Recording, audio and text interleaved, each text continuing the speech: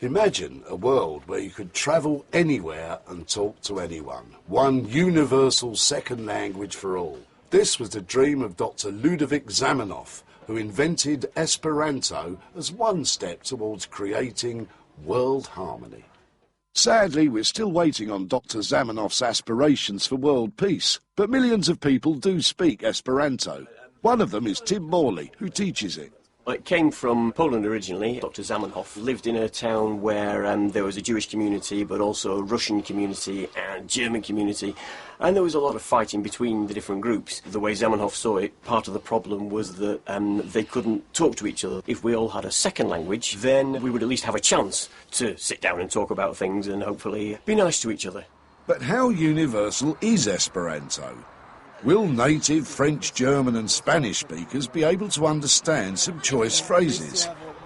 Let's find out. Mia filo havas hamstron, la hamstro nomiĝas Fred. Your son has a hamster? Yes. And its name is Fred.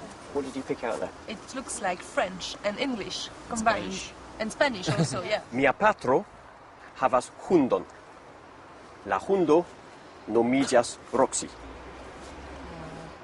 He's got a dog? He has, okay. How do you know that? I don't know, it just sounds like a lot of words you have in European languages. Okay. Which is kind of the point, right? I know it from German because I'm a German speaker, and in German it's Hund. Hund, okay, right. So, the theory works surprisingly well. But practically, what use is Esperanto? Some primary schools teach the language as part of a pilot project. The belief is that a grounding in Esperanto makes other languages easier to learn. Hej saluto, kiel vi, nun mi devas iri, ĝis revid.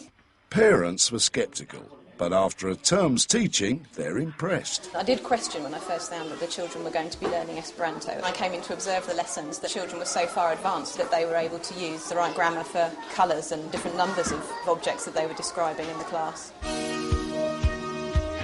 I'm rather impressed by this Esperanto. Others have been impassioned. Take me to Milton Keynes, driver. Terry and Anica met in the Netherlands in 1964 at an Esperanto Congress. Anica, who's Slovenian, couldn't speak a word of English, and Terry couldn't speak a word of Slovenian. Esperanto was at first a common bond. Then it became the language of love.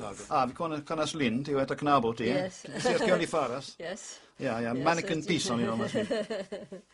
He came to me and asked if he could carry my case. I said, yes. Do, please. In Esperanto? In Esperanto, yes. And clearly he's been carrying your case ever since. Ever since. And your children, they speak Esperanto as well? It was the first language they heard. They spoke Esperanto before they spoke English. What's one of the good things about Esperanto then, Terry? Being able to be with a lot of people from a lot of countries and being able to talk to them on equal terms. So that, in fact, one is often unaware of where they come from until you ask. Des pli bone. Even better. Mi consentas. I agree. Well, I've been doing this for about half an hour. I'd say I'm more or less fluent. Well, I can say anyway. Adrian, mi no povas vivi sen vi. Adrian, I can't live without you.